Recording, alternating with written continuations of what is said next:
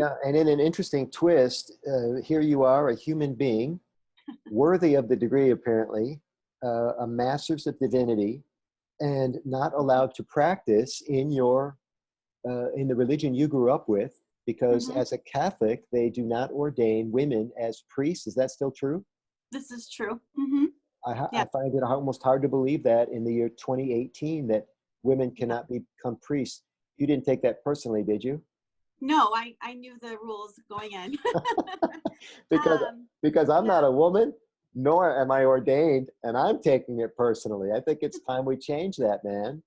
Well, there are lots of people who would agree with you, and certainly other Christian denominations aside from Roman Catholic that agree with you. For instance, the Episcopal tradition, which is the English, the United States version of the English Church, would ordain women. Yep. So many agree with that. Mm-hmm. And lots of female pastors and lots of female ministers. I don't know what And religion female is. bishops in other Christian traditions. Wowie, wowie. Yeah.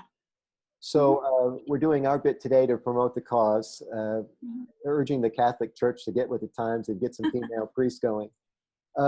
More about that in the contemporary scenario that we find ourselves in today. I want to first address that what seems to be, and by the way, I think if I had a Catholic priest on today, he might disagree with me. I had a fascinating conversation with a librarian the other day. She runs a municipal library. And the introduction to the conversation, I started it because I like to hear what people think. I said, it seems like reading is down, particularly book reading, and therefore library use must be down. What's up with that? I said to her, and she denied it. She said, no, people are reading as much as ever. People are reading books as much as ever. Our library usage is up. I don't know. I took a look around the library as we were chatting, and she must know what she's talking about. What's your perception of what's happening with organized religion? Is it as enthusiastic as it ever been? Do we see the participation levels at record levels? Or are things declining a bit in favor of this less formal spiritual approach? Well, I think that the research points to the fact that attendance is down in the pews, especially among youth and young adults. And there are lots of factors for that. First of all, I think there is a different way in which young adults, I would say people in their 40s and younger, really understand participating in their faith. It used to be that I go to a building where I worship with other people, and that was the way I expressed my faith. And nowadays, with technology and with a real move for kind of self-reflection Yeah. and insight, people see their spirituality in very different ways. As this MDiv degree that I have, one of the things that we're trained to do is meet people where they're at. And I think that is what we're used to. We're used to kind of, finding exercise when we want, finding reading and technology when we want. And now I think really the move in spirituality is maybe I don't just need my church every Sunday in order to consider myself a faithful person or a person of the Spirit. So there is that move, I think. And this is an interesting marketing dilemma for organized religion, much of which has been around for hundreds, if not thousands of years. This idea that you have to go to one place at the same time on the same day with a bunch of like-minded people in order to pay your respects to the God of your choice. I think our society has become a lot less formal and a lot less stringent about how we go about things, and not just religion. Language has become less formal. Etiquette has become less formal. What do they call it? The gender fluid. Are we becoming religious fluid? Are we becoming? I mean, that's kind of the positive spin on it, right? I think some people would say that fluidity is not always a positive connotation. If a church is declining in attendance and can't pay its electric bill, that can't be a positive thing. Yeah. Is it a marketing issue that we're up against? What's going on? I think there's a couple of factors which really affect this issue. The first would be, this fluidity, I think is a good thing overall, because what I think it does is it makes people reflect on themselves. I don't just consider myself a person of faith because someone else tells me that. I have to claim that and own that myself. So I think that's a positive spin, and I think a positive movement.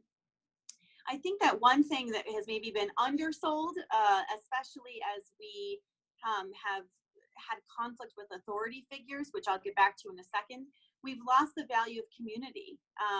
You know, I don't just go to church every Sunday so someone else can see me as Catholic. I go because there's a community of people that I developed relationships with, right?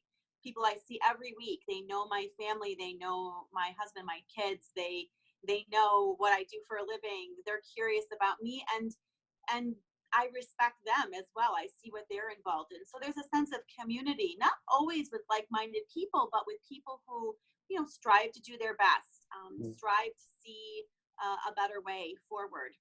And some of our mega churches, Carrie, to your point, have tried to expand on that sense of community with, say, through music. Yes. Terrific music and entertainment in a church service these days.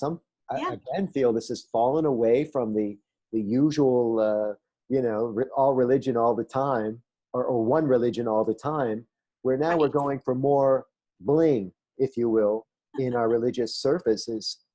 So I do agree with you about the community aspects of church, and that's an interesting observation that you make, that the decline of formalized religion has kind of mirrored the decline in community. People not knowing their neighbors as well as they used to, for example. For sure. And I think, you know, the other thing you mentioned, Michael, which is so important, is that a faith community needs to offer us a variety of different resources, you know, not just rote prayers or not just fire and brimstone. You know, a lot of people choose their faith because they feel a connection with the people. They feel a connection with the pastor or the leader of the faith community. They feel a connection with music or artistic expression. And, you know, one of the things that I think has gotten a bad rap of organized religion over time is I'm just being told rules, that I come every week and I get lectured on those rules and I leave. And if that's what your religious tradition is doing for you, it's probably not one you're returning to. If it's one where you feel like it engages the issues of your time, it's willing to discuss things of importance to you, and it's done so in a way which really recognizes, hey, it's hard to live a good, faith-filled kind of overall optimistic spiritual life now, then I'm probably not returning. So those are the things I think people are seeking in the pews, and people who are honest about that. You know, one of the things that we do a disservice on is saying how hard it is to live a meaning-filled kind of focused life at this point, when so many things pull us. You know, technology pulls us, obligation pulls us, responsibility pulls us. And so this is an opportunity to say, you know, what really means a lot to me, and kind of focusing on that.